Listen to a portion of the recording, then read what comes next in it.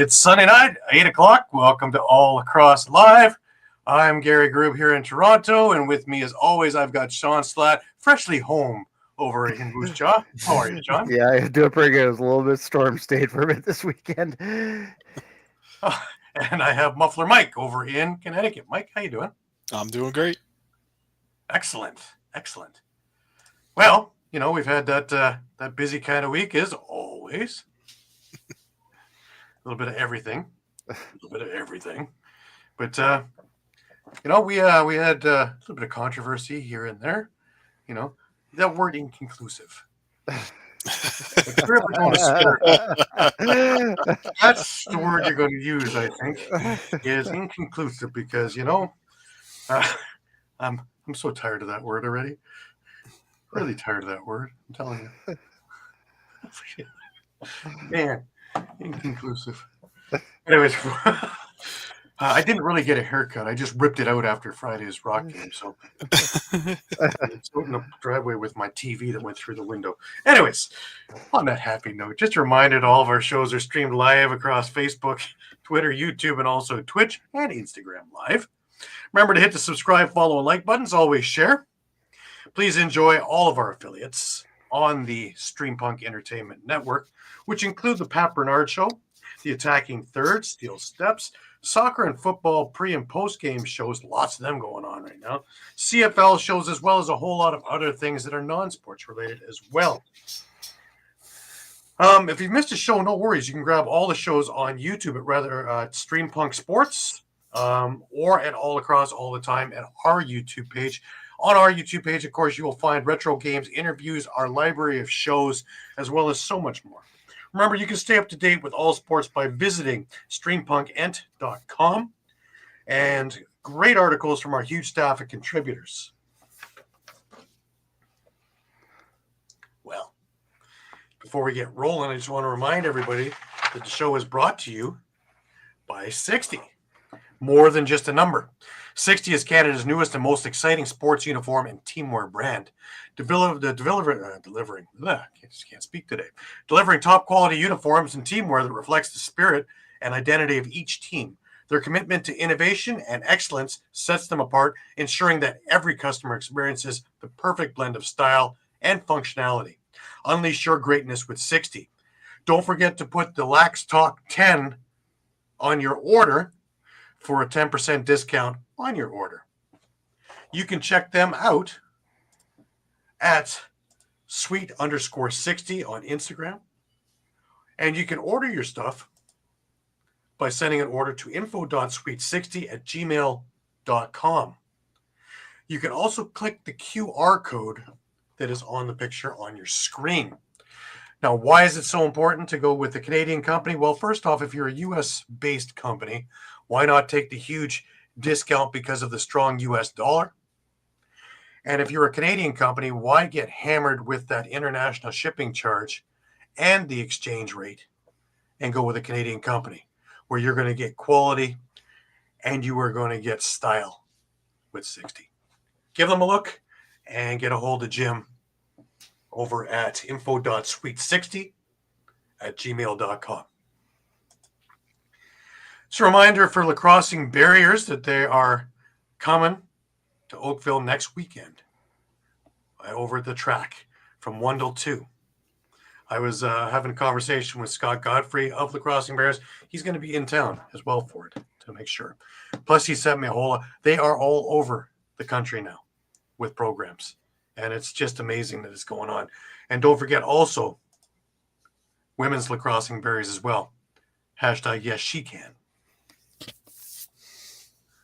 Pretty cool stuff, I think.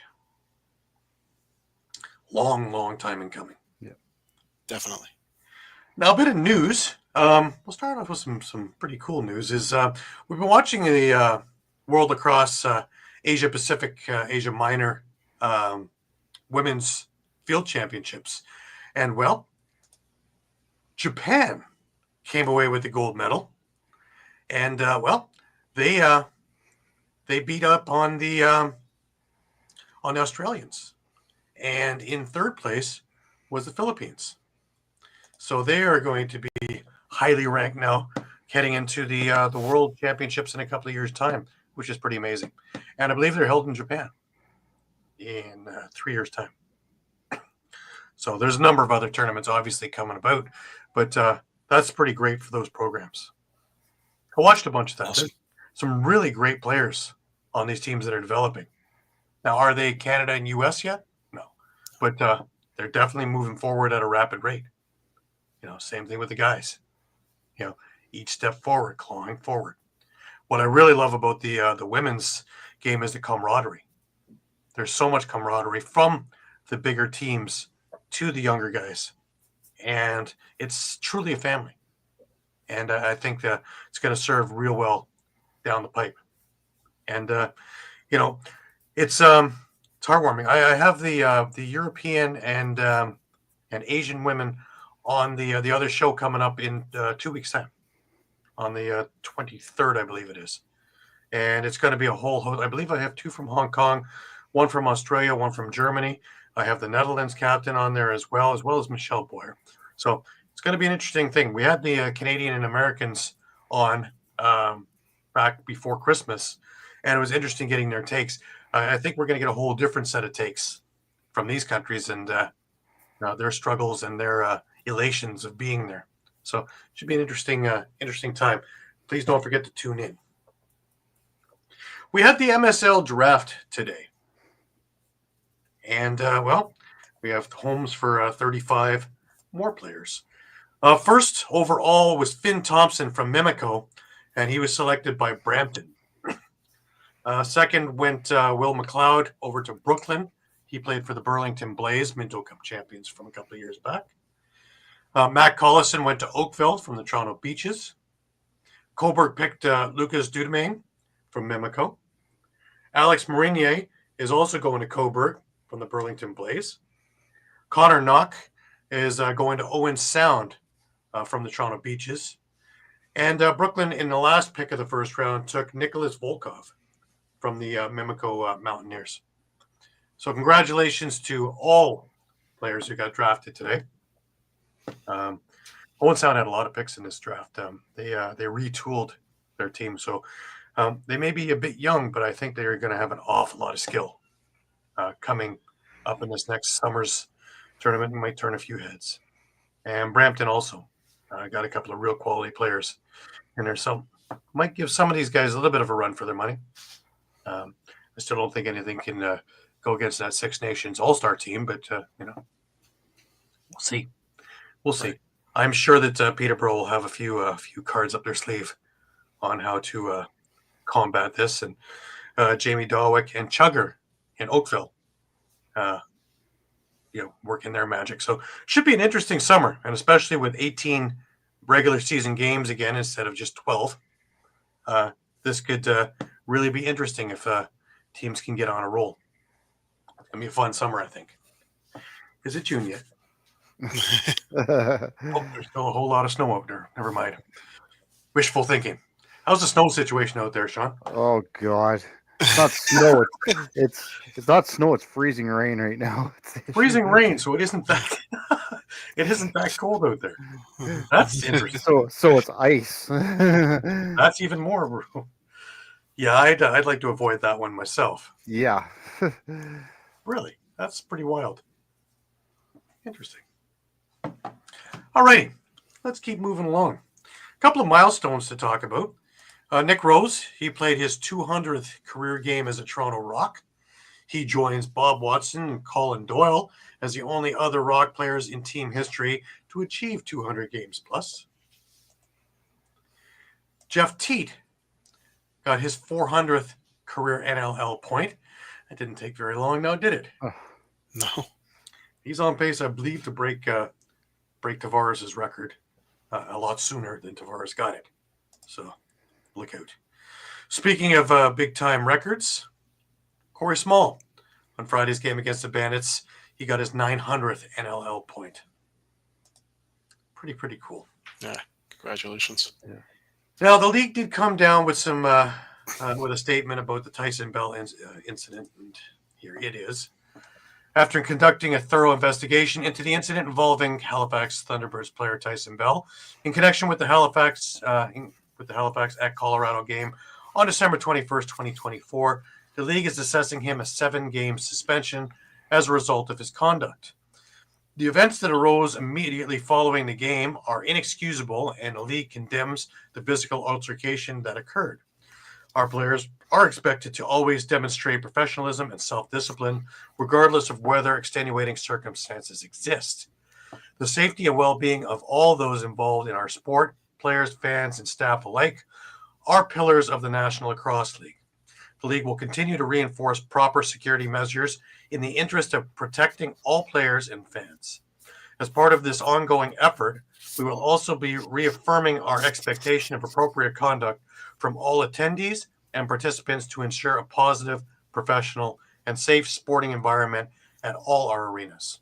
The NLL remains committed to holding up our players, teams, and fans accountable to the highest standards as we continue to grow the game responsibly. Brett Fruit, Commissioner. Thoughts, guys? Mike, let's start with you. What are your thoughts on the this handed-down suspension? I guess my concern is the length of it. Coming from a couple of different viewpoints on this. I believe Austin Stotts got 8 games, if I'm not mistaken. Right. And what he did was on the floor and not off the floor. So it just seems to me like off the floor maybe warrants something a little more severe. Right. I guess my other concern really is just I know we're probably never going to know, but it would be nice to know what it was that the fan said or did or showed to provoke that response. Right. I've seen a lot of comments online saying, "Oh, it's just chirping. If you can't handle it, but by all accounts of other folks, Tyson Bell would never act like that unless it was something serious that crossed the line, right, that caused that." And I'm just kind of hoping that whatever provoked him warranted the response he gave. Not that it's warranted and he's rightly being punished for it, but I hope it wasn't just something like a simple chirp that he could have easily ignored. I'm kind of hope whatever provoked that response was something heinous. Right. Yeah, no, I agree with you, Mike. Yeah. Yeah, and it's not to justify Bell's actions and certainly not to justify what the fan did. Again, you buy a ticket, doesn't give you the right to do anything you want. Right. And I don't care if you were in the party zone getting drunk, you should know better. Absolutely. I agree. 100% agree. Yeah. Shawn? Yeah, I'm kind of in the same boat. I honestly thought it was going to be a bit longer. And I agree with Mike that I think off-floor stuff is a little bit more egregious than something that happened on the floor. I guess going kind of on that too, I feel like Colorado Mammoth security got off a little easy in that statement. Yeah, really, eh? Yeah, like, again, I go back to why fans were able to get so close to the players' tunnel like that. Why were there just like little, metal barriers that anyone could really break through there? Yes, they did mention security and saying, it's something we reinforce, yada. But I felt like there still should have been a little bit of slap in the wrist there because there clearly was a security failure there in Colorado. And again, not taking away what Tyson did as a professional, you should know. I shouldn't say know better, but you're kind of held to a higher standard, I guess. You should know better. Yeah. Yeah. You should know. Yeah, and I mean, like, yeah, I've heard the rumors too. Like, some of the rumors I heard was a racial slur too that was thrown out, and Yeah, but still, that's just rumors. So again, yeah, like I Yeah. said, that's just rumors. Like, yeah, again, I there's would all have sorts of figured things that going something around. would have come out of that if it was. Yeah, There's too many eyes, ears, cameras, phones, everything else around. If something like that was going on, Yeah, to me, that's the one thing that would make this situation, which is already pretty bad, even worse, is that if there was some sort of accusation Mhm. of an insult like that and it turned out to be unfounded. yeah, and So, like I said, just saying again that there's a lot of rumors going around of what was said, right? right? Yeah, and it's a wide range from what you said, Mike, all the way to something like that. So we really don't know. Yeah, I did notice some folks posted since Colorado was home again this week. Someone took some pictures and posted showing that they had a different setup in that area Mm-hmm. this time around Yeah, to make sure that Yeah, I sure found that that. something I like was this looking doesn't for that happen again. also. So When I was watching the game, I was looking at that also, and it looked nothing like what we experienced just before, right? yeah, yeah. So I mean, I guess it's at least nice to see that someone's being proactive about it and making changes Right. at the arena there. So oh, I'm sure the league had a say in that too. yeah. Oh yeah, yeah. I'm sure. Oh, I'm yeah. sure every single arena. I'm sure they went through these procedures at every single arena. How's your setup? Okay, hey, this isn't going to work. You saw what just happened. Yeah, So Right. Right. Yeah. No, I agree with you. I'm 7 games to me. I just find that to be a little light. I was figuring it was going to be the rest of the season, but yeah, it is what it is, right? But hey, I'm hoping that that the fans got their bit too, because I know that they're not without blame in this. yeah. So, yeah, and anyone who thinks they are needs to shut the f up pretty much right now. yeah, pretty quickly. Yeah, yeah. You always don't know anything. Because you're wrong. You say it perfectly, Mike. You buy your ticket, but you're not. That doesn't give you the license to say anything you want. Yeah. Right. All right, let's move forward. An interesting stat from last week's games, because I don't think we have the stats out for everything. Now, at least I haven't seen them yet. But attendance last week in the 3 games post-Christmas, top one was 5,000 in San Diego, which I also think is a strange number that we had an exact amount of people. But hey, what do I know? But, Georgia, 47-58, Albany, 38-61. Granted, it's in 3 of the arenas that we're experiencing lower attendance in. But is it because every game is on NLL Plus and ESPN Plus and TSN Plus that people just aren't going out to the games? Could that be backfiring on us? Mike, what do you think? I might expect that more in the Canadian markets, not so much in the U.S. markets, because isn't the NLL Plus kind of set up that the U.S. markets can't necessarily stream every single game live? Right, because ESPN has the So- rights to it. So, I mean, I might expect that in the Canadian markets, but these were all U.S. markets. So, I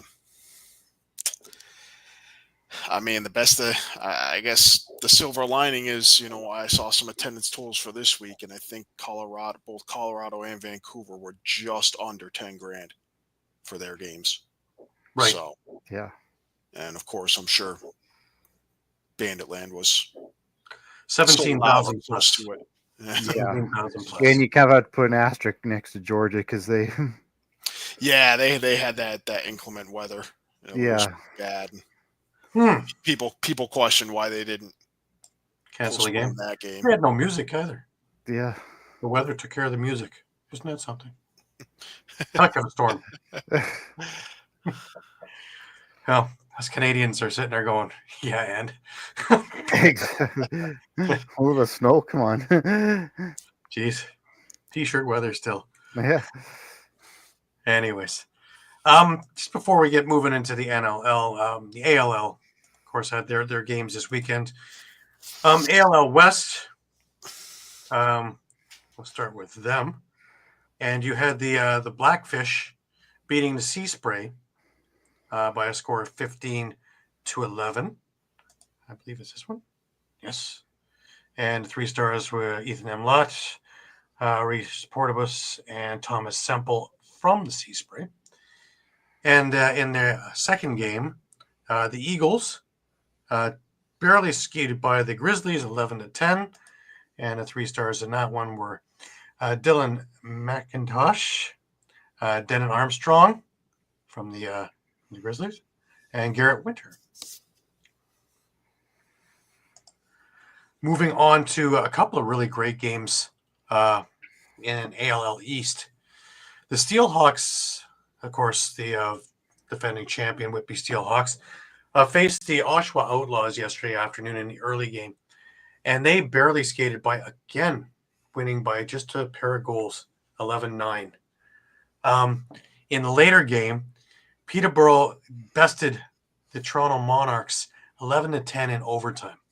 So if you don't think these games are worth your time, you're wrong. You can catch the YouTube versions of these games at the Lacrosse All the Time Channel 3 YouTube page. Worth your time. These are really great games. Today, over at the ILA, you had the Paris River Wolves facing the Brampton Express, and Paris beat Brampton 12-11 in overtime.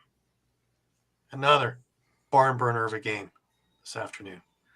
And the late game today had the Six Nations Snipers facing the Oswego Bears, and Six Nations came away with a 15-9 victory.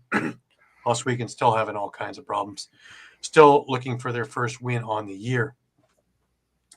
So if we're looking at the power rankings for this week, we have Whitby, of course, in first at a 5-0 record. The Peterborough Timbermen are sitting in second, sitting there with a 4-1 record. The Monarchs have jumped into third there with a 3-2 record. Six Nations is right behind them, basically 3A and 3B with a 3-2 record. Paris is now in that conversation, sitting in number 5 at a 2-3 record. Brampton has fallen just below Paris with that defeat in the power rankings with a 2-3 record.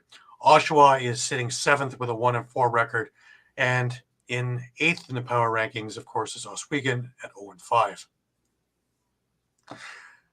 They showed signs of life a couple of weeks ago, and I really thought that they had found the answer, at least part of the answer. But it looks like they need to go to the well a little bit more. But have no fear, they'll get there. Eduardo's with us. Hey, Eduardo, Hey, Eduardo. What's happening, man? Good to have you with us.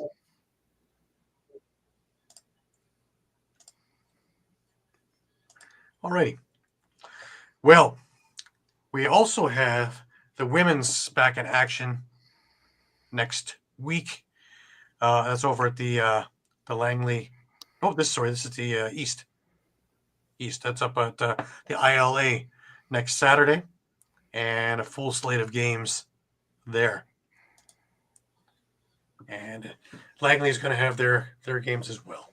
So it should be a busy weekend for all. Now, here we come to the fun and festivity, guys.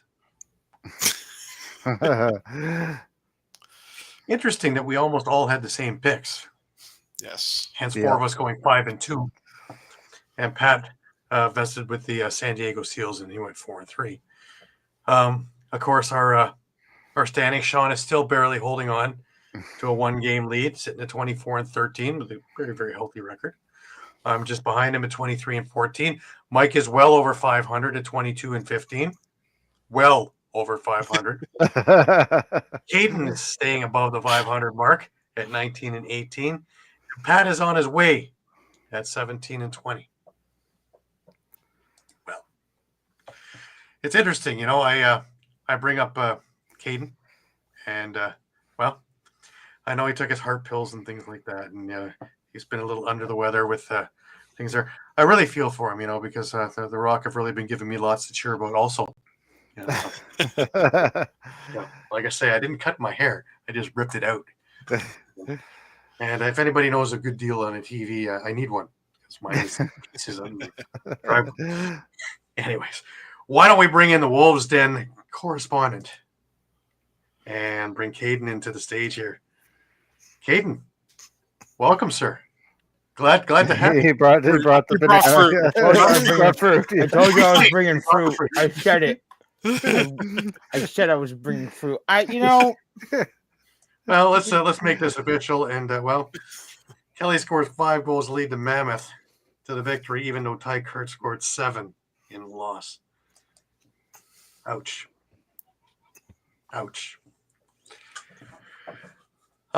I watched that, and you could actually see where the momentum shifted. It was just before the fourth, actually.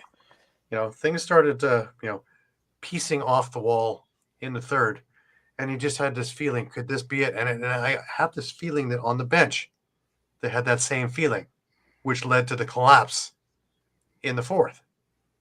And having Dylan Ward play stellar in the fourth didn't hurt. But my. Enlighten us, please. So here's the thing. We suck. That's where we gotta start with. We suck right now. That's key point, and we gotta embrace it. But they're not far away.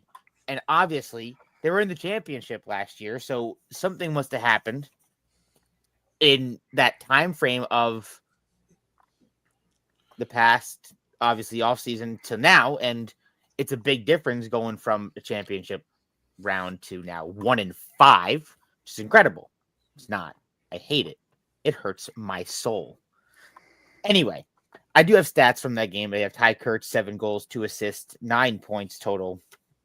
For everything, 19 shots, 9 loose balls, which all led the team, including a first period hat trick.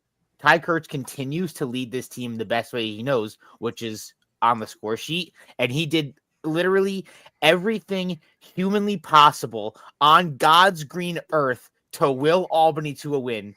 And as I've been coining the frame, it's a second half of horrors for Albany.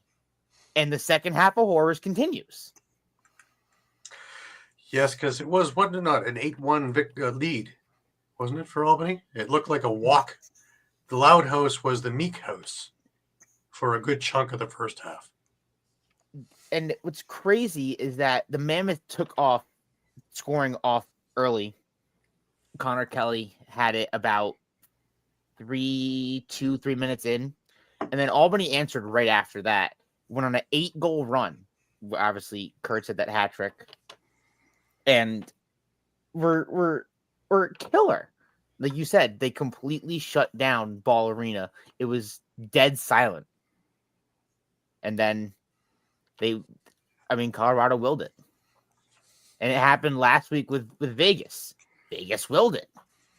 And I want to go back to last week. Coach Clark even said, you felt it coming. You saw it coming. And I wonder if he felt the same way. Like you mentioned, the turning point. I wonder if he saw the exact same turning point. Interesting point there. So I guess I would interject with a couple of things. Not to sound superstitious, but one, the Dane Doby thing. That they just. You could just say, hey, look, they haven't been the same since that game. Since that happened. If not that we should pinpoint one thing about what's going on with them, because, I could pinpoint a few things. I could pinpoint not having Colton Watkinson, not having Jackson Nishimura, not having John Wagner. I think one of the keys that I think we talked about back, in the finals in May was Albany was healthy, I think, throughout the playoffs. Healthier than pretty much any other team. I think the only issue they had was Wagner. That he was kind of gutting out, the playoff run with whatever he had going on. Right. Sorry, Mike, that's a good point, because you look 2 years ago when they lost Nardella, and what happened. Yeah, it just all So went downhill. it almost seems like it's a depth thing. Like, once they run into injuries, they just can't overcome them. Why was Crawford not playing? And that's the whole thing. You sign Crawford right before the Vegas game to have him come on as scoring depth, and you don't play him in a game where you only lost by 2 goals.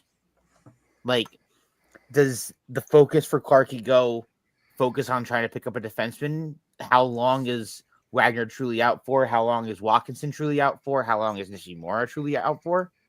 And they can't keep scraping along with how low this defense has been playing. Like, yes, we talk about the power play in the past. He went 4 for 4 in the power play, which is the first time I've seen them go perfect in a long time. Yep. But then I want to look at their defense in general. They caused 6 total turnovers, which, while Colorado only caused 7, you definitely need more than that. If you gotta force sticks on ball, you gotta get in the shooting lanes, and you gotta make sure that they're messing up. And I feel like Albany is kind of afraid to do that without Wagner and Nishimura and Watkinson there. Obviously, 3 of their bigger guys who aren't afraid to jump in on defense and jump in the physical aspect, compared to a lot of the younger guys like Dyson, like Simmons, like Walker, like Kurtz. And you have those guys there to protect them. Without them, I feel like they're just afraid to do these things. Yeah, I would add 2 quick things on that. It's not with those 3 players in particular, Watkinson, Nishimura, Wagner. It's not just defense; it's sparking their transition as well. And then the other point I would make is regarding going out and getting someone. Very good question. Why aren't they doing that now? And why is Watkinson on the active roster as a healthy scratch? I kind of get the rationale behind that, but if you're a head coach and you already know your guy, supposedly he's out, whatever, 2 to 4 weeks, I think was what had been kind of floated around. Why are they not putting him on PUP and then going out and signing someone or elevating someone from the practice squad? Right. Why are they keeping him on the active roster and then just healthy scratch? Well, not healthy, but making him one of the 2 scratches. Before Vegas's game against Albany, I had made the mistake when I was looking at the roster. I had made the mistake that Raposo was playing, and I asked Coach about that. He was like, no, he's not in. And I'm like, oh, so he's still running with these guys. I wonder if now's a chance where you see Jackson Raposo get his shot, because of how struggling that defense has looked. And I thought in the preseason, Raposo looked pretty good for Albany. I wonder if he gets his shot now. Yeah, he could very well, and hopefully he can make the most of it. Right. On the other end of the coin, though, does anybody have any questions about Tim Edwards and him being in the conversation as being one of the top face-off guys? Because he gave Nardella all he could handle all night. Not only did he give, Nardella that amazing performance, 15 for 32 in the face-offs, Nardella just edited him out. He also picked up 10 loose balls, which led Colorado on the night. Mm-hmm. And That's opportune times as well. Right. Because that was big in the 4th. Everything was magnified in that quarter. And while we're going at it, all the loose balls that were picked up there, it was just wild to watch that turn. Just you could see it happening. In some, most of the games you can see them in little echelons.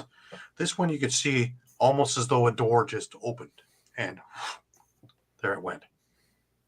And I think a lot of it has to do with the last couple of weeks and psychosomatically thinking subconsciously that it's, here we go again. And once you let up and you're going to get steamrolled, and it just one after another. And as soon as it started happening, you could see it even in body language. And that's where maybe Mike's right about the Dane Dobie thing. It's just in their heads right now. It's just here we go again, right? It was more of a veteran team. I wouldn't be as concerned about it, but with a younger team, this needs to get worked out quickly. Yeah. I mean, obviously, we all talk about how it's a game of runs and how it's a league of runs, and you get on a run, and you could take that run and go all the way to the playoffs. And Connor Kelly even talked about it, and I quote this from the NLL website, that it's not how you start, it's how you finish in this league. So obviously, Albany could be starting week off, going 1-5, but they, hypothetically speaking, they could win out, and they could still push for a big playoff spot and push to the finals, but something needs to change. Something needs to completely change. See, and there lies the issue. See, with Toronto, there's still 4 other main stars out. They come back and they start pushing and going. There's an out there. Albany doesn't have that, really. Albany has a lot of weird stuff that's happened in the last few games. So again, that needs to be worked out. One milestone of note, I believe it was Glenn Clark's 174th game as a coach, passing Bob Hamley for 8th all time, which is great. That's in big company there. But I'm sure he would rather celebrate that with a celebratory beer and a victory. But he prefers the wine personally, from what he tells us. Clark, he's a great guy, great personality. I'm really glad for him. Just coming in last year to cover this team, he's been really welcoming, really open with everything, and it's just been great to get to know him through these past 2 years. So I'm really excited to see his future with Albany and see him continuously rise up in the coaching ranks. Absolutely. Now, next week, of course, is the home and home. So you've got Colorado for the rematch in Albany. What better way to get the ship corrected and in the right direction than beating on the team that just pulled that on you? Yep. Now, do we see Crawford in the lineup? See, this was our big thing when we saw the signing before. One of the things I think that Philadelphia said, no, is when I can play this one, I can't play that one. I'm going to play this one. I'm not going to play that one. When that comes down the pipe and it's like, you're here or you're not. So let's see. Let's see if that doesn't affect some psyche in there, because it is a spot. The other one is that Marshall Palace is on the list too. Holdout list, I believe. Holdout list now, yep. Yeah. So that's to me, that's a big thing out of a big crafty guy out of the offense. Not the biggest guy on the floor, but lacrosse IQ way up here. Through the roof, yeah. Yeah. And all the things that he can do with the ball and off ball for that matter, as well as speed. And Shawn, you saw him playing in Saskatchewan. And, it's things like that. It's death by 1,000 cuts. No one piece is what's hurting. But when you put everything together, then you're weakened. And, the Vegas one still I have a little bit of a head scratcher. But again, we know that they're not going to go 0-18. This one against one of the top teams in the league, you're more apt to have this happen. But you were handling them and handling them pretty easily. And then it stopped. And that's where you need to look at the game film and go, what happened that was so different? What adjustments were made that we couldn't figure out? Because to be up 8-1, and yes, of course, lacrosse, I've seen many a game turn. I've seen it in the playoffs turn. It's happened everywhere. But to happen again and again and again, now you got to look at it. Going, what happened? And, you've got 3 or 4 games now where you have film of this turn. It's becoming the MO now. So, things to think about. Yeah. We talk about Vegas, and it was really tough because Vegas was not giving them any inch, any push, they were giving them everything they had. And obviously in the Tucker out game, they were both giving everything they had. But anytime Vegas saw an opening, they were on top of it. Anytime Vegas saw Albany with 1 player on ball, they were covering 2 on top of him. Any shooting lanes they had at Albany thought they had open, Vegas was right on top of it. Vegas controlled the entire game after Albany, after that first half, it was all Albany. After that second half, it was all Vegas. A lot of a closer game than it was. Like, Albany did come out with an explosive start, but they just kind of kept their composure and embraced it, held it in, and fought back, and obviously came out with a huge win. Yeah. It's that matter of finishing games again, and like you're saying, like whatever's in their head right now, they've got to exercise those demons. And quickly. Yeah. The second half of horrors. It's been the second half of horrors. All right. Well, we've got into your headache, and well, I guess it's time to get into my. I was going to go to the Ottawa game, but I'm waiting for Pat to join us. Star of that game was Higgins, and I have to take a little pleasure in this week. But I'll tell you what, the Buffalo-Toronto game, as advertised, was just an absolute spirited affair right from the start, and went back and forth and got edgier and got nastier as this thing went along. Prime example, of course, was Hostrauser and Josh Byrne, in which Nick Weiss jumps in, and we get a big melee there that went to probably 5 minutes of back and forth in the penalty box, which was almost as amusing as the fight itself, or tussle, or whatever you want to call it. But it was just, there's no love lost between these two teams. Never has been. This is a a rivalry that fought each other in a preseason game in Six Nations in 2010. A bench clearing brawl that they had to stop the thing after 3 quarters. Preseason game. Yep. So no, there's no love lost between these teams or the fans or anything else that goes along with that. Now, right away, Brian Cameron opened the scoring for Toronto. Challen Rogers, his first game back, and what a difference he made in that Toronto offense. It just seemed to click more. It was more snapping of passes. There was more movement. There was more inside playing. There was just a lot more creativity with Rogers on the floor. And he came through with a power play goal, and it was 2-0. Now, typical Bandit fashion, Josh Byrne, Kyle Buchanan come back with a pair of goals, and it's 2-2. Josh Dahlwick, who's having a career year, makes it 3-2. Nanakoke he doesn't score normal goals, does he?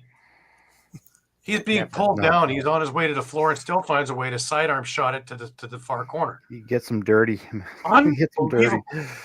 He is one of my. What this guy can do. He is my favorite player for Buffalo, and my favorite player is not on Albany. I love watching him play. I love watching him do whatever he does. Anytime he has the ball on his stick, it's a highlight reel. Right. Now, Dalwick and Bushi give the Rock a 2-goal lead again. Enter Ian McKay, who hadn't been heard really much of in this game, but boy, oh boy, are we going to hear from him for the rest of the game. 2 goals from him, including one that was with 0.5 seconds left in the quarter. Those kind of things sting. Tied 5-5 after 1. Dane Smith gives Buffalo their first lead of the day, and it's 6-5 Buffalo.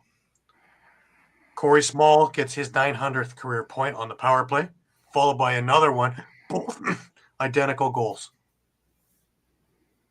Both identical goals with the typical Corey Small picking corners. It's great to see him feeling it again. Just absolute lasers. Josh Byrne comes back with a laser of his own to the top corner from the outside, and this was shorthanded. These ones sting. The Rock challenged it, and then we came with my favorite word, Mike. What was that? Inconclusive. Inconclusive. Right. Because, I want that word out of Webster's. Brian Cameron comes back with his second of the game with a blast from the outside, high to low. And Toronto goes to the dressing room at the half, up 8-7. I mentioned Ian McKay. Well, Ian McKay paid big dividends on a Josh Jubenville 5-minute penalty. 2 power play goals from Mr. McKay back-to-back, which now gave Buffalo the lead. Justin Martin silenced the crowd with a beautiful transition goal. I believe it was just seconds after McKay's second goal there. And we were tied 9-9. You see where this is going, huh? Chris Bushi with one of the prettiest goals I've seen, jumping from behind the net, placing it in beside Matt Fence. And it was challenged, but it was a good goal. Not inconclusive. Oh, no. Fourth quarter comes around, a Rocket on the board, and they have an 11-9 lead on the power play. Dan Craig got on the board. And then all of a sudden, here comes Buffalo. Josh Byrne, Ian McKay, and Kyle Buchanan. And Buffalo now has the lead. Chris Bushi makes it 12-12. Mitch DeSnoo gives Toronto a lead with 5 minutes to go, 13-12. And then comes that minute of horrors where the Bandits put together the couple that they need. If you let them stick around, they're going to find ways to do this. Chase Fraser, who hadn't been heard from all night, with an absolute gorgeous goal, diving across and in midair, put it in the corner. And then Nick Weiss, off a Steve Priolo pass, going in all alone, found the short side. And that made it 14-13. Dane Smith added an empty net goal with 8 seconds left, and that's all she wrote. Now, I do get a little bit of elation in some of this. Of course, everybody has seen this fight already. Elijah Gash, well, you watched the film. Now Thomas Whitty heads up off the bench, big hit. And now Belter goes right at Elijah Gash, and we got a tilt. Gash and Belter throwing haymakers. Gash gets his helmet off. Belter goes with him. They're dropping the gear. Here we go. Gash with a heavy right and an extra right.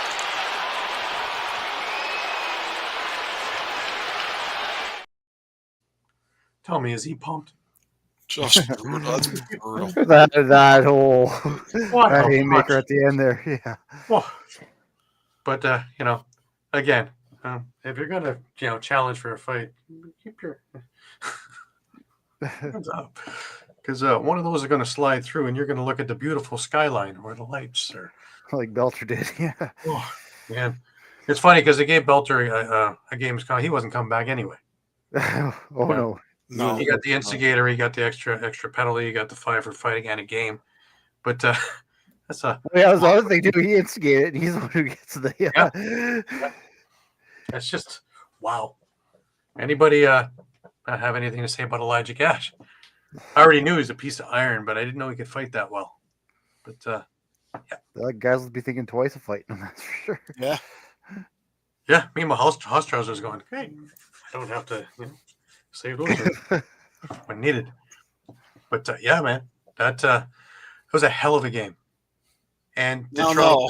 Hostrauser's getting up there on the penalty minute list. He might be a little upset that Gash is going to start taking some from him. Yes, taking some of reference. yeah, he had his fair share. Don't worry, he had an extra 10-minute misconduct with Leaf because they were talking. So don't worry about that. But that was Toronto played well enough again to win. In my view, they should be 3-2 on the season, but they're sitting at 0-5. Did Matt Vince have the game of games? Hell no. He made 24 saves, let in 13 goals. His worst outing of the year. Still came away with a win. Ian McKay, what a night this guy had. What a night this guy had. Was it 5 goals? 5 goals, 3 assists. Yeah. Second time he's 9 loose balls. 3 cross turnovers.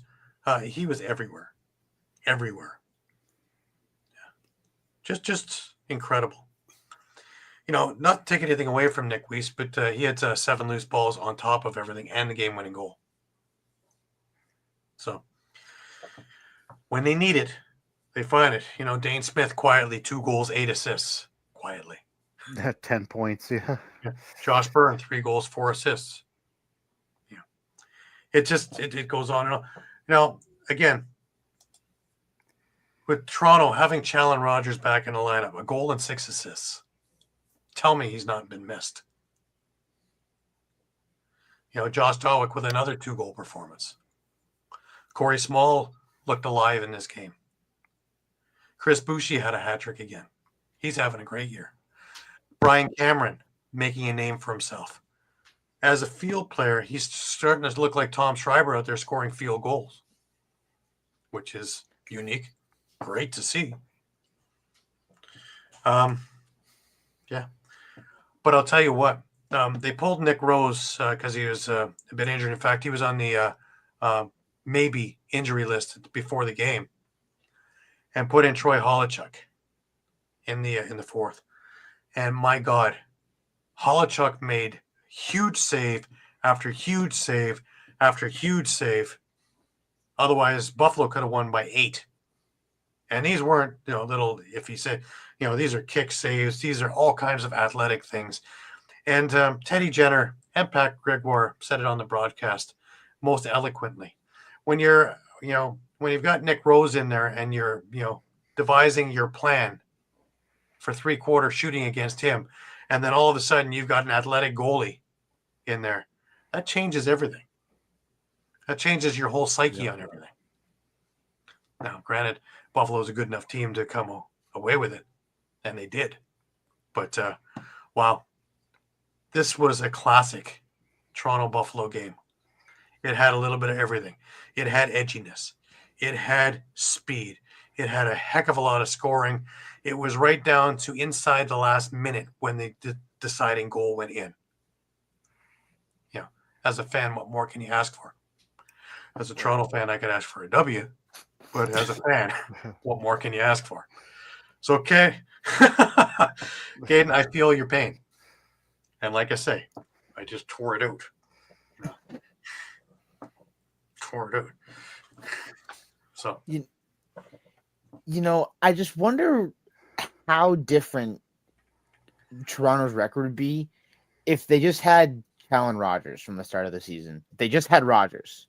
They still have all their injuries. Just Rogers. He plays that good to make that much of a difference, and he obviously proved it. Yeah. Because he'll play any style of game you need. You want to be physical, he can do that. You need him coming out the back door, he can do that.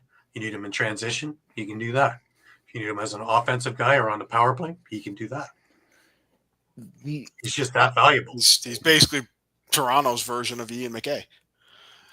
Yep. Yeah. The Swiss Army knife. Yeah. Exactly. And the other question I have is, does Toronto consider giving Kostiuk the start against Saskatchewan this week? That's a home game. That's a home game. Yeah. Like, would they do that? Like, would you want to if it continue was- his? Yeah, if it was away, I would have said no right away. Home, Well, if Rose is hurting too, I maybe it might be have a worth feeling that sitting. comes down to Tuesday when Rose goes to practice. Yeah. 'Cause if Rose isn't 100%, it might be worth.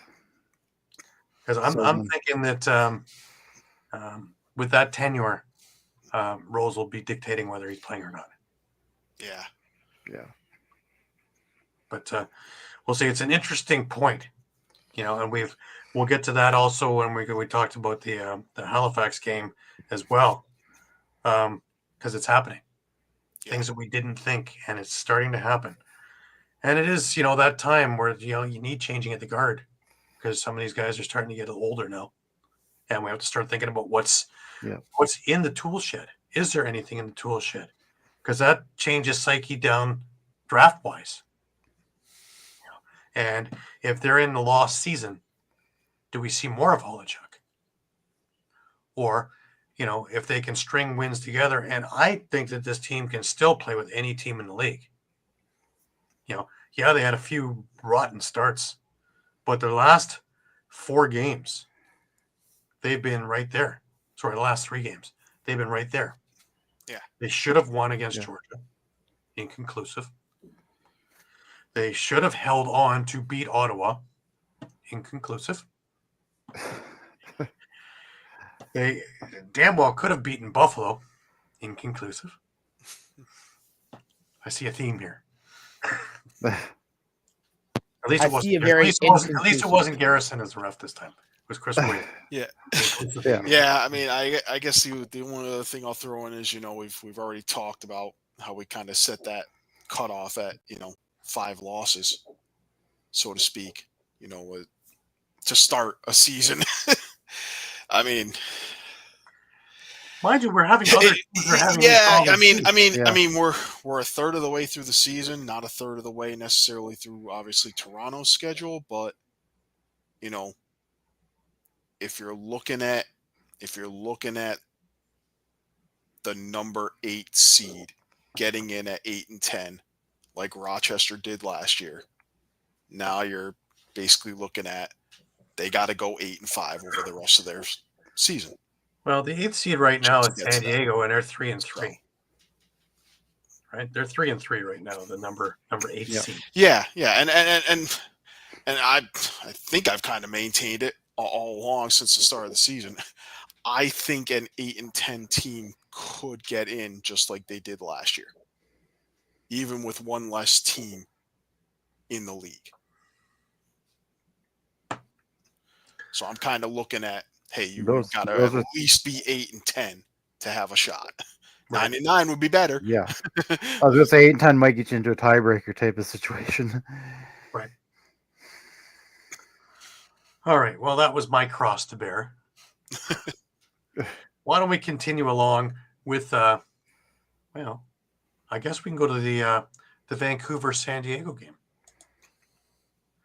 And Keegan Ball's 4th quarter sock trick fuels the Warriors' comeback with the win over the Seals. You sure that Vancouver wasn't playing Albany? Never mind. Sorry. No, I'm sure they were playing San Diego. I do not appreciate catching those type of strays. I know I throw those strays at you, and I deserved it. I fully deserved it. I don't appreciate it. I couldn't resist. I've had so little to smile about the last couple of days. It's just I couldn't resist. All right, so you can catch more Caden tomorrow on the high blood pressure line. No, Vancouver was definitely playing San Diego because I think San Diego was looking to break the record that they set against Ottawa, the week before for fewest goals by a winning visiting team or something. Yeah, this was a bit of a head scratcher. It was 3-2 at halftime. Mhm. Yep. So it certainly looked like they were headed towards another defensive battle, and 6-3 after 3. So they were looking for that away record too, I think. The OSL game was coming to mind that I went to in the summer. Yeah, but Vancouver just explodes in the fourth. 8 goals to take this game, and 6 of them by one Keegan Ball. He led the way with the sock trick and an assist. 2 goals and 2 assists for Adam Charlambides. 2 key goals from Owen Grant. Let's give him his flowers, because I mean he's putting together quite the season right now. Reed Bowering, a goal and 2 assists, and Aiden Walsh too, 44 saves. Just looking more and more solid in net. And he looked really good in that second Yeah. half. Yeah. And I mean, for a team that originally had all the leverage, then had no leverage, then could have had Christian Del Bianco, doesn't have Christian Del Bianco, seemed to be doing okay without Christian Del Bianco right now, at 3-1 overall. Mhm. San Diego, just Another head scratcher. Yeah, the offense remains anemic, which I don't know how much longer you go before you really kind of say, look, we're concerned about what this offense is doing, because I mean, You got what, 16 goals in 2 games? Yeah, I mean, this is a team that scored 18 in their season opener against Philly. Yeah, against a good team. Yeah, against a good Philly team who's pretty much, I'm sure they're probably leading the league in average number of goals per game, and haven't lost since that game. So, Westberg is definitely not the problem. 4 goals and an assist. They got 2 and 2 out of Kyle Jackson. A goal and 3 assists from Rob Hellier. A goal and 2 assists from Ryan Benesh. Cam Holding had a goal and an assist. Ben McIntosh, just 3 assists. And Chris Origlieri, 46 saves on the night. Mm-hmm. A little concerning that they're 3-3 at this point. I'm sure most of their fan base expected them to be 5-1 at worst. Right. So, they still have their share of tough matchups. They're going to have to play Vancouver again. Well, I'm sure that the Philly fans can feel the pain of San Diego when we talk about Ben McIntosh, who again came up with 0 goals, 3 assists, but 0 goals, what you're brought in to do, right? Yeah. Things like that start adding up. They put Ty Thompson in the lineup, and he had 4 shots on net, but didn't come away with anything. Just little things like that are hurting this team. And if you're going to rely on Ryan Benesh, who they were their go-to guy, him and Westberg at the beginning of the season, Ryan Benesh has been in the league 20 years. You can't look at it as that being your go-to. No. This was one of the things that we were concerned about, is when the lineup is long in the tooth. Now we're a third of the way through the season. We're not, oh my God, we're 2 weeks in and everybody's fresh. It's a heck of a lot of traveling for a lot of guys that are in Ontario. To do this flight every single week. And this didn't get any easier because you flew to the West Coast anyways. It's just as long as going to San Diego, going to Vancouver. Right. 5-hour flight. Yeah. So this has to catch up at some point. Yeah, and I'd say the other thing that's probably catching up with them is not having Trevor Baptiste available. That's huge. Vancouver 18-24 faceoffs. Alex Stathakis actually had 14 loose balls. He led all players. So, I mean, if you want to know what fueled that run in the fourth quarter, to propel them to comeback victory. Right. Probably look no further than Sure. between him and Keegan Ball. So, and I think it can't be ignored that Vancouver's getting it done, even when certain players who you would expect to kind of be steady are not being steady. Right. Like no goals from Ryan Martell, no goals from Kevin Crowley this game, but they still got away with the win. Well, having Keegan Ball having a game of games doesn't hurt. Take his out, and well, we have another record-setting evening, right? Exactly. Yeah, pretty close. Yeah, which is frightening. And Vancouver, they have Ottawa next week. In Ottawa, and Ottawa, as we're going to get to, has really been rolling, and they certainly are feeling it. It certainly looks like Rich Lisk made all the right moves in the offseason. So this is going to be a big test for Vancouver. San Diego? Ottawa and Philly. They have that's right, too. Yeah, they have a double Yeah, header. it's a tough schedule, yeah. San Diego's got Vegas next week, which might be what the doctor ordered. But might be, but might not. But they can't score goals. I mean, they can't score goals. Las Vegas doesn't have to worry about getting a 13. That's true. That's true. They only have to get six or seven to win. Yeah, that wasn't the case for us last week. So, oh, Caden. I'm in pain. Okay. You're in pain, Gary's at 0-5. Ripped out a nice set of hair. Listen, it's my beautiful 55-inch TV that went sailing across. But never mind. Gary's have long locks of hair. That's all gone now. A couple more games like this, man, and Mike Messenger and me will be taking pictures together. My God. Well, let's go to the other side of the coin, and we have the happiest guy on the planet with us over in the Wings Nest, and let's bring Pat in. Look at this. The gang's all here. Here we go. Oh, hey, he's got a banana. Look at More that. bananas. You guys split that bunch. Bananas, yeah. Oh yeah, we're full of bananas here. Pat, should I talk about the Ottawa game first? Yeah, go ahead. Enlighten me. I don't know. What's taking us in this day and age? I don't know. What you doing? I don't know. I don't care. At the moment, yeah. Could be different after next weekend. Anyway. Philadelphia comes up with another. They even can show that they can play in the afternoons now. They take a Dobie-less Calgary team to the woodshed. I don't know about that. I don't know about taking it to the woodshed. I would pump the brakes on that one. Listen, this game was 5 goals is exactly what you are talking about. You want to win. They did enough. Yeah.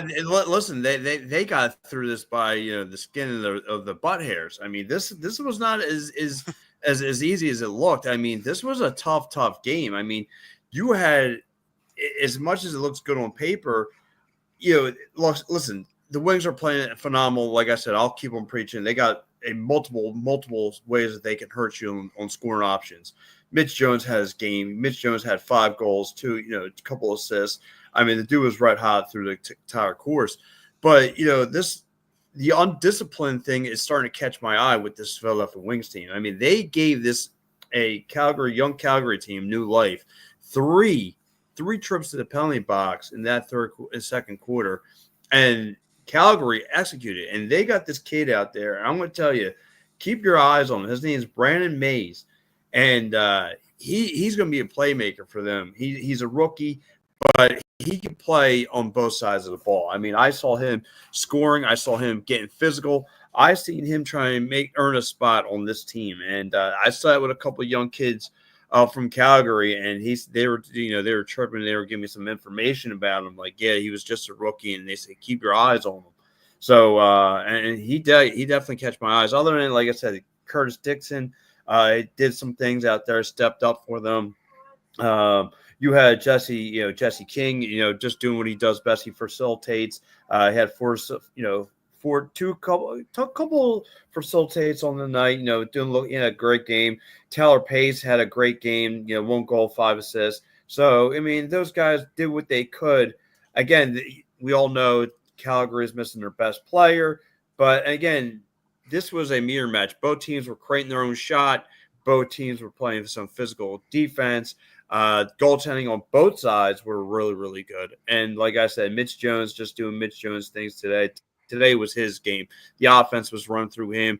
Brandon O'Neill, again, a kid that I'm well amazed. As much as I want to talk about Mitch Koff with the Philadelphia Flyers being Rookie of the Year, pump your brakes, hold your breath, because this kid, Brandon O'Neill, who could take this game from the outside to the inside box, has really looked sharp. I mean, he hits spin moves. Like all you do is push R2. He's like a PlayStation controller. You hit R2, he spins.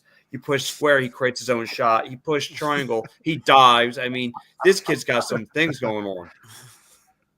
I love it. But yeah, you also can't overlook Holden Katoni. Goal and 5 assists. Yeah. Great. Oh man.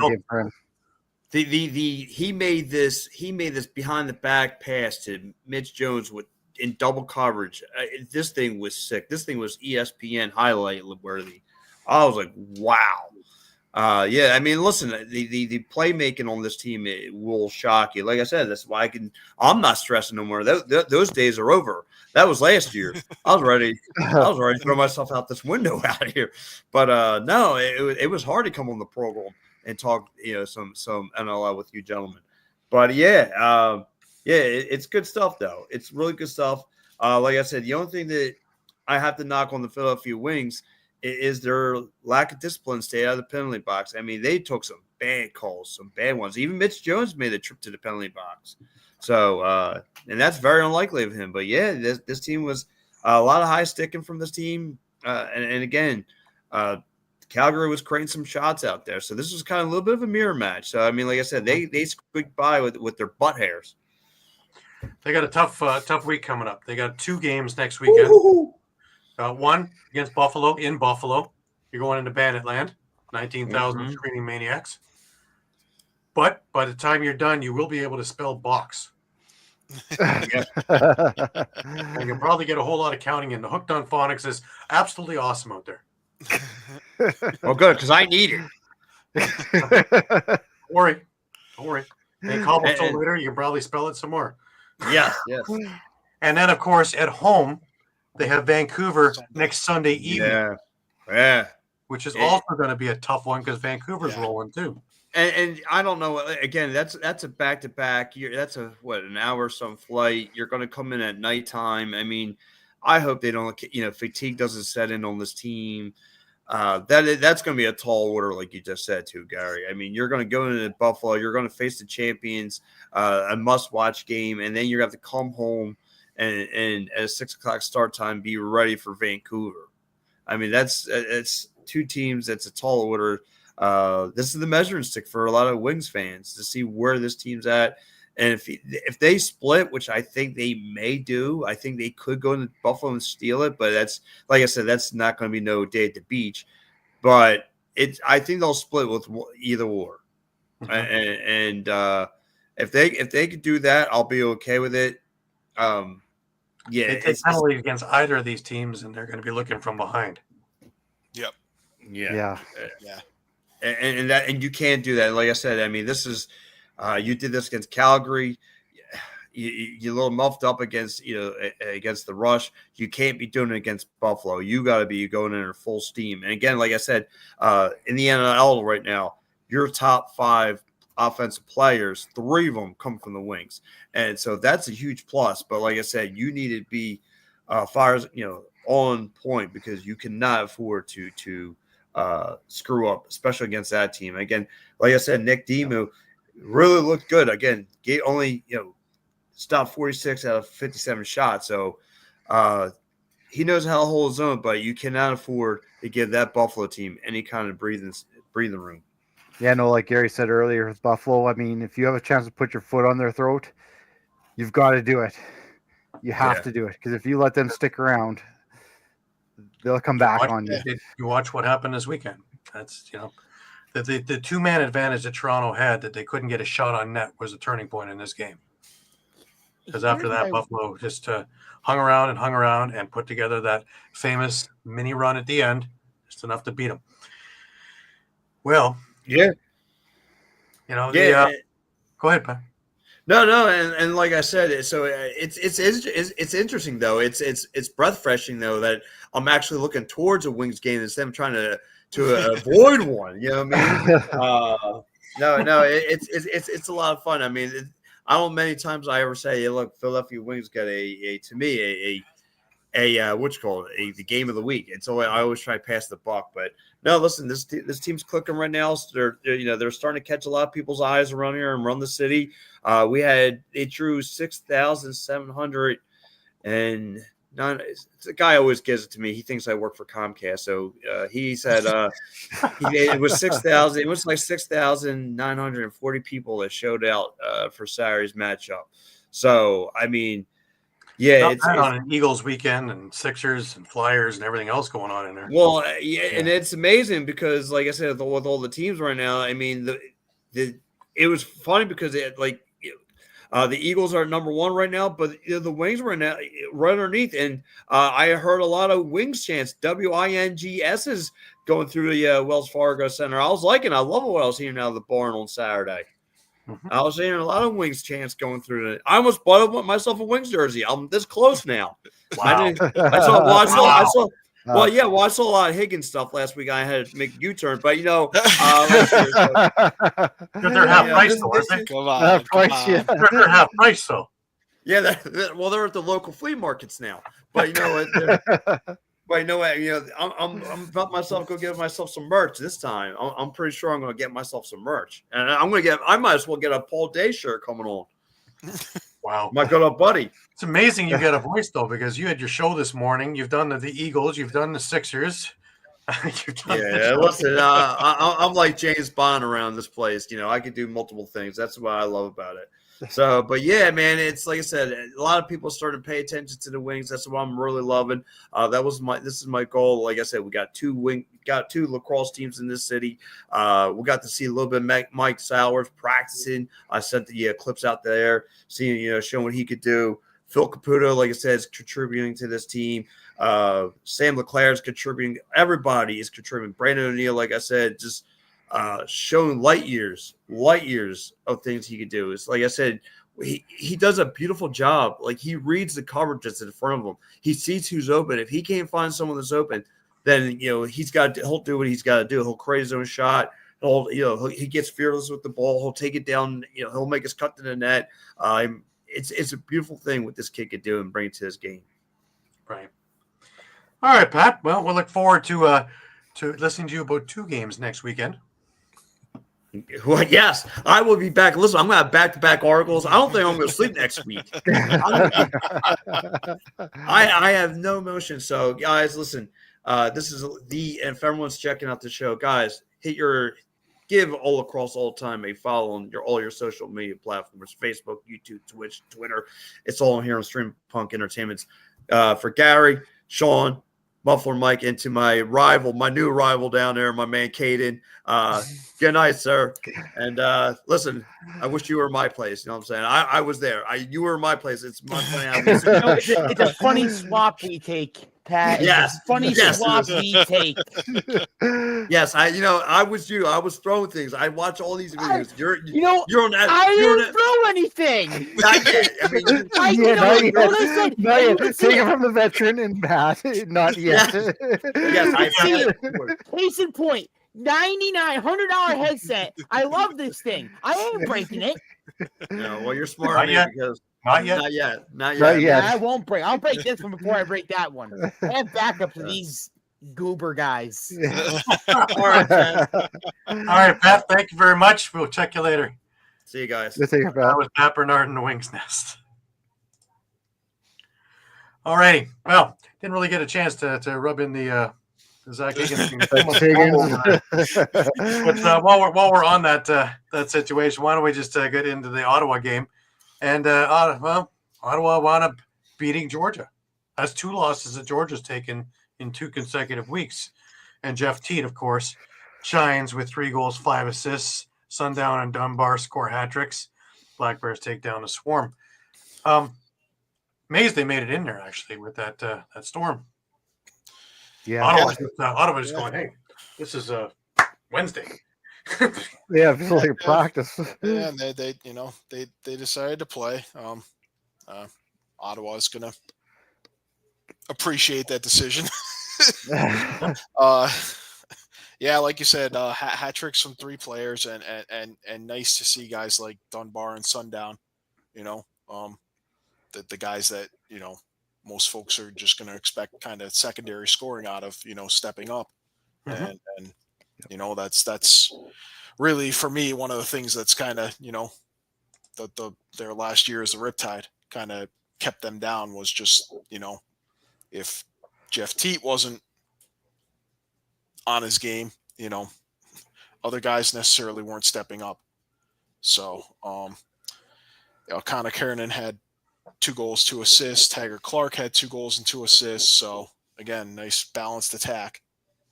I'm more interested in the Ottawa defense because they've come into their own now.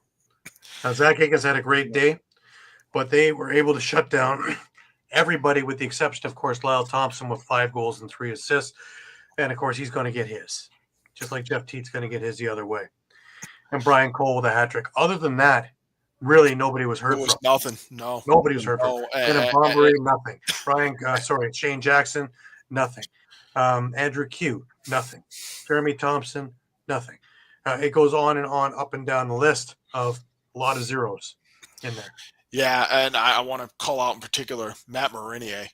3 assists, 10 loose balls, which led all players, a block shot, and a caused turnover. Yep. That's a hell of a game that he played. So again, if you want to go back to Higgins, what did we talk about with Philadelphia the previous price? He had nothing in front of him. He wasn't getting the shots he wanted to see. Yeah, the difference is he's getting the shots he wants to see now. Yeah. He's got defense in front of him. Yep. And he's still making the crazy saves when he's not, when it's not. Now, did Brett Dobson have the best day at the office? Kind of like Matt Vince, the difference is that he didn't get the W in this one. 33 saves out of 47 shots. Yeah. I'd have a hard time kind of comparing it with the week before when he would just nothing was going right. He got shelled and he got yanked early, and that was kind of it. What I wanted to get to is, Georgia's lost the last 2. Really, if you put it back to the Toronto game, they should have lost that one as well. So they're in that. Sorry, Caden. They're in that Albany funk. Well, another stat that stuck out to me was Georgia was 0 for 4 on the power play, especially with you talk about the Qs, Lyle Thompson's. So how do you put a goose egg on the board when you're on the man advantage? Caden? Sorry. Hey, I'll be the purple. Albany. No. Albany had a phenomenal power play in their game against. I think they were perfect. They were perfect against Colorado. 4 for 4. So nothing zero there. No zeros on that one. Talk about last week then. Oh, hey, reversal of fortune. So, if the defense can get healthy, that could be all they need. So, right. And as far as Georgia, I know we were talking. I know we were talking a couple of weeks ago about the potential undefeated versus undefeated showdown with Buffalo in Week 21, but that's not happening. That's not happening now. But I think they're still, solid. I think they're, maybe they're having their mid-season slump sooner than everyone else. This one is a weird one too, though, because everybody had all kinds of headaches trying to get to the game. So, give it to Ottawa. They're able to put it together. But I'm sure that a lot of this was, not a lot of fun getting in and out of Georgia this past weekend. And just the whole atmosphere was different, just in the arena too, right? Like It was pretty much empty. There was no music. It was Yeah, just there wasn't any Yeah. ambiance to it. it was a weird atmosphere, which these guys are creatures of habit, right? Well, they got a week to get it back together because they got Calgary next week, Georgia. So that one's going to be an interesting little affair. So, and Ottawa has to get themselves ready also because they have Vancouver Friday. Yep. Yeah. So, but Ottawa, even in the losses that they've had, have looked very, very steady. They don't get too high, don't get too low. They're all in that little area here, and they play that way. And like I say, it looks like Rich Lisk has put together that chemistry that works well. Something that has eluded it because we've had between New York and Ottawa, we've had probably 5 different reincarnations of this team, and nothing seemed to have worked. And it's not talent. It's chemistry, and it just seems to be working. And with Jeff Teat having a bit of support on there, that really helps. Because now if you key on him, other people are scoring. If you're not watching him, he'll kill you. So you got to double team him anyways, which leaves an awful lot of open area on that floor. And they're learning how to take advantage of it. And also being down, they're learning that that's not be all end all. They're learning how to do those comebacks. And, because they were down in this game too. And then all of a sudden they took it over. Second quarter onward, it was them. The old New York Riptide, if you were down in 1, you could just watch sink. Game's over. Right. So that has to do with character of a team and chemistry of a team. And it looks like this is the right formula. So let's see if it can hold. Again, we're only a third of the way through, but I've been pretty impressed with most everything I've seen. There's a few things that can obviously be worked on, but most everything I've seen is so much better than when they were the Riptide. Yep. So, It's the Nathan Grennan effect. I'm telling you. Last season, Nathan Grennan was on Albany, and we went to the finals. This year, Nathan Grennan's in Ottawa, and Ottawa's doing upset after upset after upset. It's the Nathan Grennan effect. I love it. I've known him for I since he was can't, a I junior. can't disagree He was with part of that. the Brampton organization when I was on the board. But he's that kind of a player, and just asking Coper when he plays for them in the summer. He is that team. Not the biggest guy you're ever going to see, but definitely heart and soul. I never understood why Albany got rid of him. It was a head scratcher when the deal came through, and it was upsetting to me because he was one of the first players I really liked to watch, and especially because his mantra was something that I love to see in players, especially with me being a smaller type of guy, for that mantra of never give up, always fight, like a pit bull style player. That's what I love to see out of Nathan Grennan. Right. And like I say, that he has that heart, and he's just getting into the swing of it because he missed the first 3 or 4 games of the year, and he doesn't look like he's missed a beat. So, and he can give you any kind of style you want. You want to mix it up, he'll mix it up, even though he's not a big guy. You want finesse, he can score all kinds of highlight reel goals. He's quick enough to get back transitionally both ways. So, very valuable player to have on your team. So, alrighty. Shawn, Saskatchewan had a pretty good day at the office. Not too bad, I'd say. They took Vegas to the woodshed, 15-9. Keenan, Mans, and Shanks all net hat tricks as Rush improved to 4-1. Nice to see Keenan's made an appearance again. Yeah, a couple of things here. Obviously, the big news, I think, just before the game announced Robert Church was back in the lineup after his high ankle sprain. So that was big, and he made an immediate effect too, 2 goals and 3 assists. So, I mean, for a guy who's just coming off injury to put up 5 points is big. But then, Ryan Keenan, I think he had 1 goal coming out of this game, and I know a lot of us were asking, what's wrong with Ryan? Like, when's he going to break through? I know at a Philly game, I was talking to another reporter, and we both said it.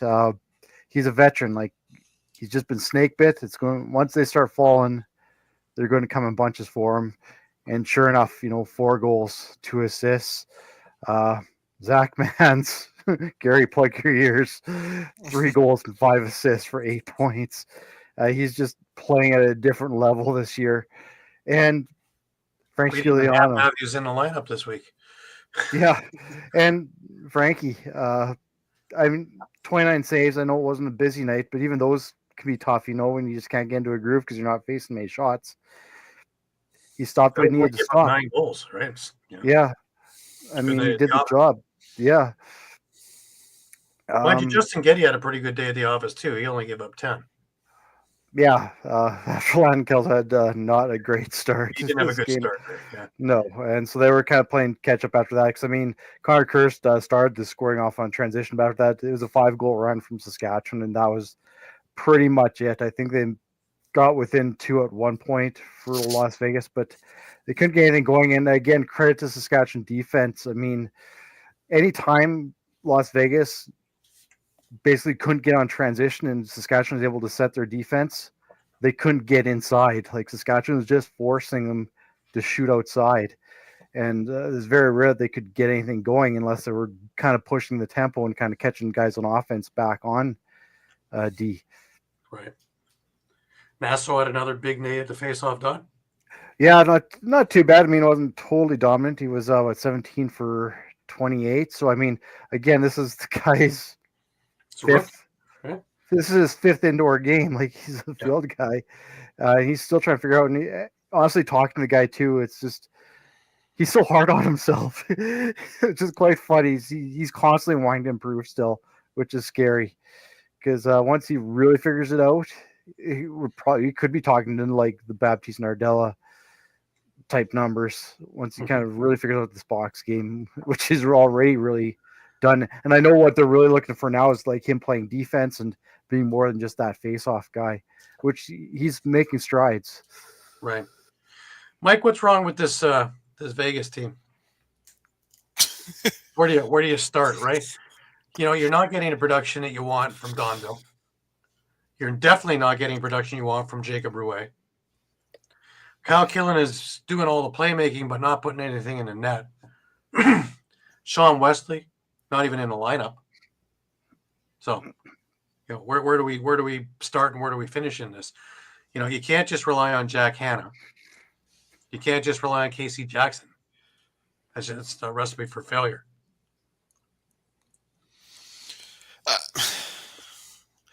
It might seem kind of radical, but what about trying Shane Simpson out the front door exclusively? Yeah, you should try. We have to lose. I agree. You try. I mean, we already know. Sean Williams. Is there. He's still building this franchise. I'd like to see the Jackson Websters back in the lineup again because he had a great week last week. And he had another goal in this game. But they're going to have to try some radical things like you're saying. And that's probably a good idea. Yeah, and he's, Sean Williams is already, kind of tinkering with the line. We've seen it with Adam Patois.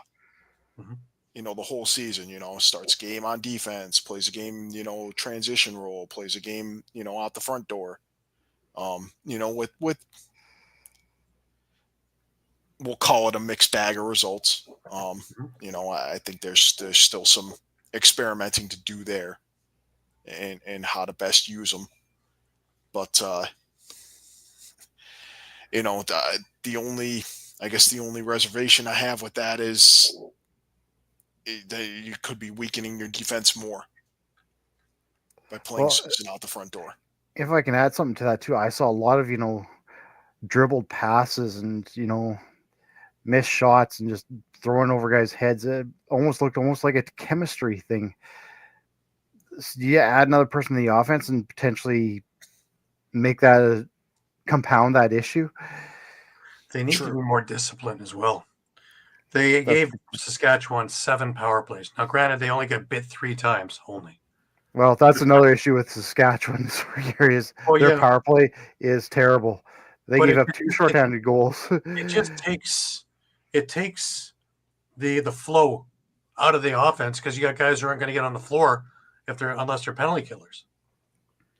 And that one's going to hurt. And there's a couple of scenarios. Already trying to figure it out. Sorry. No, go ahead. Yeah, I was just going to say, there's a couple scenarios where they're kind of right in the game, kind of late in the quarter, about 2 minutes left in the quarter, and they take a penalty and kind of kill that momentum and have any chance of making a late run in the quarter, especially in the fourth, where they were down, about 3 or 4, so maybe they didn't quite have the chance to come back, but they took a penalty with I think it was 2.5 minutes left. Well, now you have no shot coming back. Yeah, and it's one of your scorers. It's Casey Jackson who's taking the penalty. So that's a double-edged sword. It's one thing if it's one of your defensive guys, but when you're losing any of your scoring ability, one of the 3 guys that's scoring for you, that hurts. That hurts. So discipline's another part of this equation. I guess growing pains. But Vegas has got to look at something. Mind you, they're ahead of the Rock and standings. They're tied with Albany. I mean, again, maybe consistency too, because they played a good game against Albany, but then they come in Saskatchewan, and then they basically come to Saskatchewan and more or less lay an egg. Yeah. I don't know. Well, Saskatchewan better be on their toes because Toronto, they're getting healthier. I don't know if Matthews will be back in the lineup next week, but the lineup that they threw out last week, you start putting other guys back in it. Corbeil, that's the first time I saw him have a good game in a long time this past weekend. So if he's starting to feel it again and is healthy, and you got Rogers back and he's healthy, and if one of the other guys comes back, whether it be Matthews or it's, I don't know if we're going to see Erlin for a while. Hopefully we'll see Harris before long. Then it's a whole different story in there again. Yeah, no, next week it could be interesting, but I mean, last night you saw kind of what Saskatchewan can do when their offense is clicking. Mm-hmm. The only guys who didn't get on the board for goals was Brock Haley and Mike Triolo, and we know what they can do if given the opportunity. Right. So when this team is clicking and everyone's firing, and finally Ryan Keenan is on his game again, they put up 15, and that could be on a regular basis if that can continue. Sure. Yep. All right. That leaves us with one last game this week. And we always save the the craziest for last. Wow. So glad you handed this one off to me, Mike. Goaltending, defense, was there any of it in this game? Yeah. We put out 5 offense, and we just kept them there. Clark Peterson scores a buzzer beater in an epic 37-goal game. Most of the NLL this season. And why did that buzzer beater get held up? I was inconclusive. I'm sorry. It's inconclusive. It's the first time that inconclusive didn't hurt me directly. Inconclusive. It's like Sesame Street. This show has been brought to you by the word inconclusive. And what's the word of the day? Go my way. The word of the day is inconclusive. Exactly. Like I say, and the number 0 for calls that have gone my direction. Oh man, I tell you, what a game though. This game had everything to it. It really did, and it looked for a while that Halifax was going to run away with this thing because they just were feeling it. But one of the things, and I never thought that I'd be saying this, is when they took Hutchcraft out and put Kevin Orleman in Rochester, all of a sudden Rochester rallied. Like they're kind of floundering. They're down 4-2 at the end of the first. It became 6-2 when Hutchcraft was pulled, and all of a sudden Thomas McConvey comes to life with a pair of goals. Josh Medeiros with just an absolute great transition goal, and it was 6-5. Stotts, who had a monster night, Randy Stotts, made it 7-5. Connor Fields comes alive. It's 7-6. The Cody Jamieson effect. You don't think that had something big to do with this game? He's back. And he got a goal. Ryan Smith comes back with another beauty goal. Connor Fields again. And we're tied 8-8. Just coming to the end. You'd think that that's it. There's a minute left in the half. Well, Thomas Hogarth from in front is a beautiful goal, makes it 9-8. Ryan Smith with less than a second to go, and it's 9-9 at the half. Now you're thinking, can we get any more than this, or does it slow down in the second half? No, my friends. It starts almost immediately. In fact, if you went to go fill up your drink and come back, already Halifax was up 10-9. Mike Robinson scored less than 2 minutes into the third. Thomas McConvey with his third. Josh Medeiros with another transition goal. This was great. This is off of Mike Sisselberger pass from winning the faceoff. 8 seconds after the McConvey goal, and Medeiros puts it in, and all of a sudden, Rochester's got the lead 11-10. Dawson Theed comes back and makes it 11-11. McConvey again with his fourth of the night, and Ryan Smith with his third of the night. And it's 13-11 Rochester, and it looks like they have this thing under control.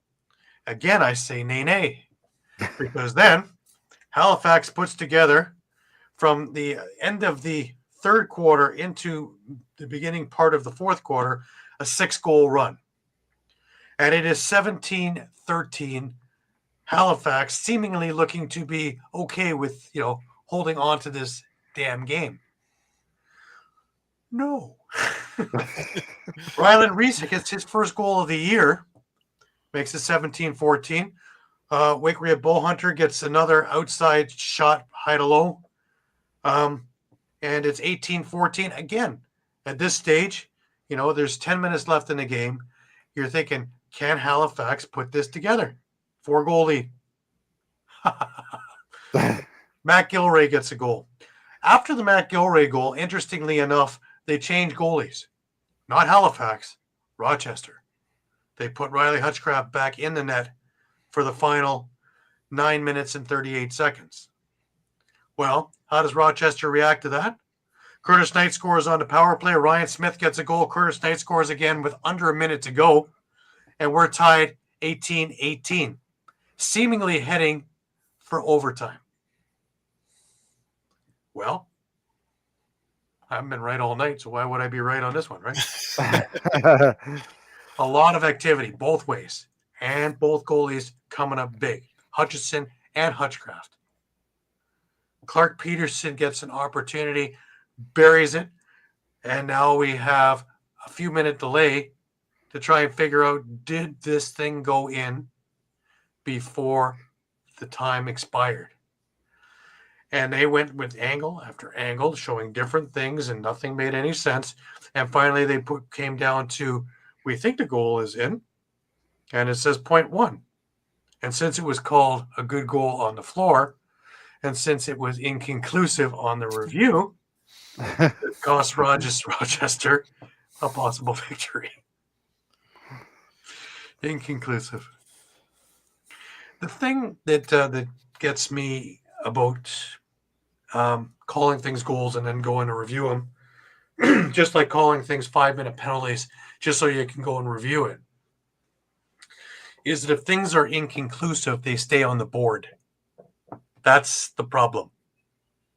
Because if it's not a good goal, and we called it inconclusive, and you'd call it a goal on the floor, and you don't have that backing proof, then what? That's my only, little nick on that one. And I mean, if we want to talk replays, I feel like it's a double-edged sword. I mean, you can have inconclusive, but do you also want, 5-10 minute reviews until we can get to every single angle and go right down to the pixel to figure out whether it's a goal? I said this a couple of years ago. There should be a time limit on reviews. Make it 2 minutes, make it 3 minutes. But if you haven't figured it out in that long, 8 minutes, 10 minutes, 12 minutes, you're not going to figure it either. 3 heads, 5 heads, 7 heads. You're not going to figure it out. That will be inconclusive. Make it a 2-minute max. Because in essence, what you've done is you've penalized the goal scoring team regardless, because all the momentum's out of the game now. So they should have a time limit on these reviews. We've tailored it down that there's only so many challenges. Now, unless you're in the Buffalo game, in which, of course, one referee calls it a goal and one referee doesn't, so that Buffalo doesn't have to use their challenge. They can keep their timeout in their pocket, which came in handy.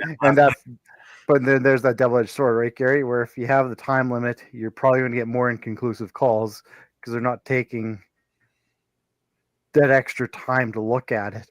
Right. But I still hold true that if you can't figure out in the first couple of minutes, 100%, another 3-4 minutes, it's just killing the game. Yeah. Right. And that happens 2 or 3 times in a game, and you've taken all the flow out of a game. And we all know when we have a game that's got a lot of flow, I give you this game, a lot of things can happen. Because tell me, if you were in a Blue Cross arena, isn't this going to be one hell of an exciting event? Regardless. Oh, yeah. You're sitting through 37 goals. Your team put up 18 of them. That's a lot of cheering. There's a lot of ebb and flow in this game. Both teams had opportunities to win it. Both teams had big leads. Both teams came back. And we really can't talk about penalties because there was only, 4 penalties in the game. Halifax went 1 for 1 and Rochester went 2 for 3. 8 minutes in penalties. Wow. Yeah. That's a Wings first quarter. While there wasn't a whole lot of penalties, I do want to talk about someone we mentioned earlier, and that's Sisselberger, who played in his first game with Rochester and showed up evidently in the face-off dot, winning 24. Evidently. Like, that's a huge jump in game 1. Yep. Yeah. And I wanted to mention it to Pat, and I want to talk to Pat about it. With my only worry with Philadelphia is their face-off, where they only won 6 in their game. Well, and I'll go one further is one of the goals that Rochester scored, and it was a main one, was Sisselberger winning and giving it over to Medeiros in transition to score. That was 8 seconds after. I'm talking about building momentum. Yep. And we talked about previously, like Shawn, you mentioned it, with 2 years prior, Nardella being hurt, they couldn't create that momentum, that aforementioned momentum off of the face-off dot. And now Rochester having a guy like Sisselberger being able to win 24 of the 41 face-offs is huge, especially considering one of them was a big lead to a goal. Yeah. I was just going to say, I was going to use Saskatchewan as an example. Last year, they lost a ton of just 1-goal games, right? They bring in a face-off guy, and now what's happening in those 1-goal games? Yeah, it's the exact opposite because they're getting those extra possessions. Now, if I'm a Rochester fan, we lost a game, but you know what?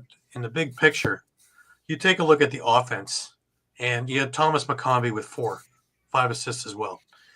Connor Fields, 3 goals, 4 assists. Curtis Knight, 2 goals, 2 assists. Ryan Lansbury didn't score, but he had 7 assists on the day. Josh Medeiros with 2 in transition. Ryan Smith, 4 goals, 3 assists. Matt Gilray got his first goal of the year with an assist to go with it. That's an awful lot of scoring power that's coming to life. Yep. On the other end, when you're looking at Halifax, again, things to be really, upbeat about is Thomas Hogarth looked great. He hasn't looked this good in a while. 4 goals, 5 assists. Cody Jamieson, tell me you didn't miss him. 2 goals, 3 assists.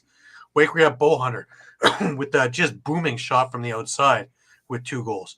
Randy Stotts, just a monster night with 4 goals and 6 assists. Dawson Theed, when that guy's moving, that's a tank. 2 goals, 3 assists.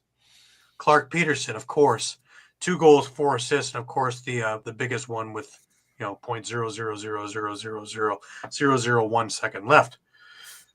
Mike Robinson making a contribution, goal and 3 assists. That's huge. Jason Knox, who hasn't had that much scoring this year, goal and 3 assists.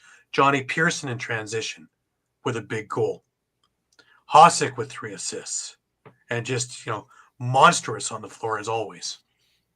So do I think that Halifax is finding the right balance? Yeah, there's not much defense on either of these teams, obviously. But, you know, the one thing that we've been looking at going, boy, they haven't been able to score a lot. Well, that seems to be solved for both sides, doesn't it? And what we were talking about having Warren Hill sit and Drew Hutchison, 42 saves.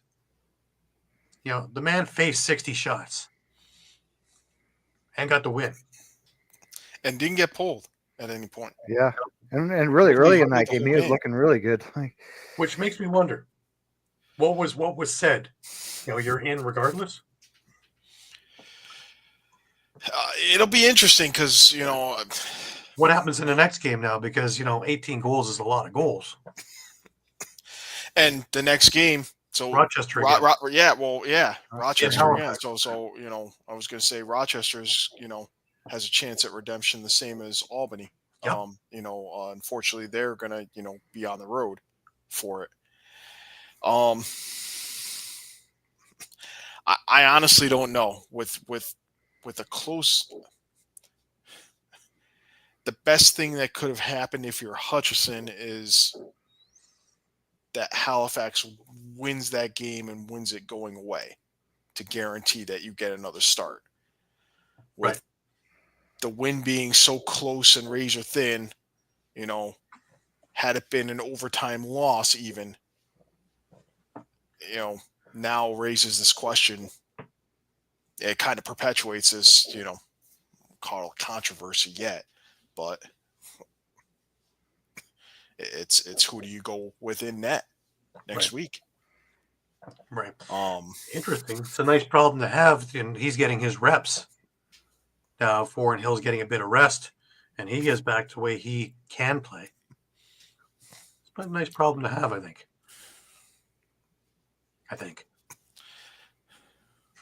I'm not sure anymore. You would think, you know,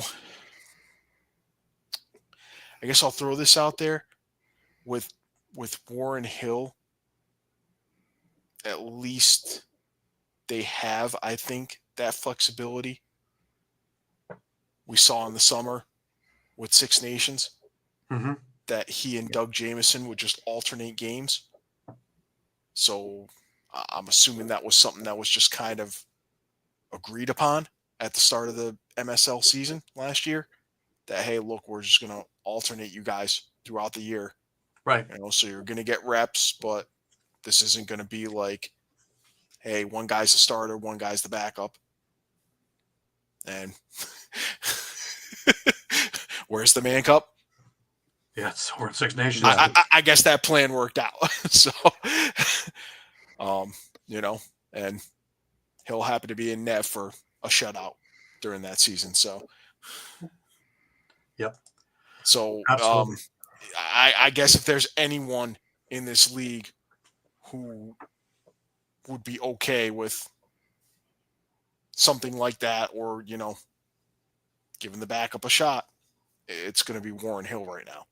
Right. And bring up the bank up. That's a good point. Warren Hill's played a lot of lacrosse. Yeah, him and Jamieson both have played a ton of lacrosse. Yeah, so maybe it's just a good little break for him, just to kind of recharge the batteries. Right. All right, let's leave it there. We have 8 games on the skid. Next week is going to be a busy week. ALL this week. And it's a lot like this week, yeah. All the home and homes are coming back to roost. There's going to be some really interesting games. Remember that we are on Facebook, we are on Twitter, we are on Instagram, we are on Thread, we are also on YouTube. Please check back 3, 4, 5 times a day because the news is always changing, and we have our thumbs on the pulse of the situation at all times. It brings us to our final words, and Caden, you get to join us on the final thoughts. I'm going to start with you for final words for the week. Man, I never had the chance to do this. You know, so here's the first thing.